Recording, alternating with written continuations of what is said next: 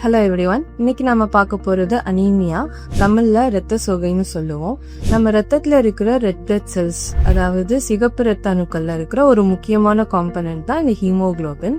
நம்ம சுவாசிக்கிற ஆக்சிஜனை இந்த ஹீமோகுளோபின் தான் உடம்புல இருக்கிற எல்லா பகுதிக்கும் கொண்டுட்டு போய் சேர்க்குது. இந்த ஹீமோகுளோபினோட இம்பார்ட்டன்ட் காம்பனன்ட் அயன், அதாவது இரும்பு சத்து. நம்ம ரத்தத்துல எப்ப இந்த ஹீமோகுளோபின் அளவு கம்மியாகுதோ அப்போதான் நம்ம அனீமியா இருக்குன்னு சொல்லுவோம். இந்த அனீமியா வர்றதுக்கு பல காரணங்கள் இருக்கு.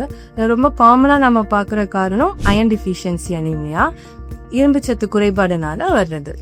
ரத்த சோகையினால என்னென்ன பாதிப்பு வரலாம்? குழந்தைகளுக்கு ரத்த சோகை இருந்ததுன்னா அவங்க ஈஸியா டயர்ட் ஆயிடுவாங்க, மற்ற குழந்தைங்களை விட வீக்கா ஃபீல் பண்ணுவாங்க, அவங்களோட பசி எடுக்கும் தன்மை குறைஞ்சிடும்.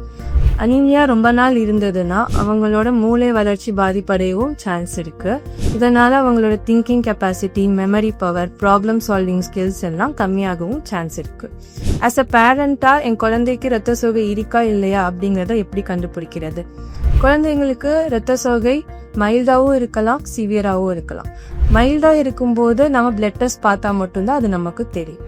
சிவியரா இருக்கும்போது குழந்தைகள் ரொம்ப வெள்ளையா பேலா தெரிவாங்க. குழந்தைகளுக்கு ரத்த சோகை வராம எப்படி தடுக்கலாம்? Number 1, balanced diet.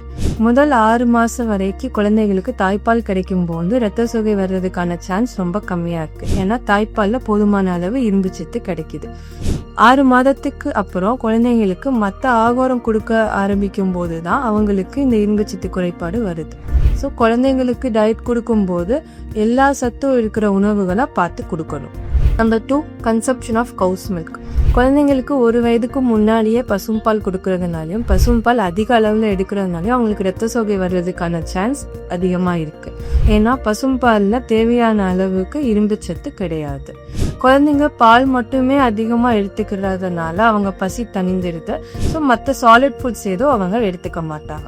ஒரு நாளைக்கு 500 ml மேல குழந்தைங்களுக்கு பால் கொடுக்க கூடாது. இன்னொன்னு, குழந்தைங்களுக்கு டீ காஃபி கொடுக்கறது. ஏன்னா டீ காஃபில டேனின் அப்படிங்கிற ஒரு காம்பவுண்ட் இருக்கு. இந்த டேனின் நம்ம ஃபுட்ல இருக்கிற அயன் அப்சார்ப்ஷனை கம்மி பண்ணுது. Number 3, deworming. குழந்தைங்களுக்கு பூச்சி மருந்து கொடுக்கறது. வருஷத்துக்கு 2 முறை 6 மாத கேப் விட்டு குழந்தைங்களுக்கு 10 வயசு வரைக்கும் பூச்சி மருந்து கொடுக்கணும்.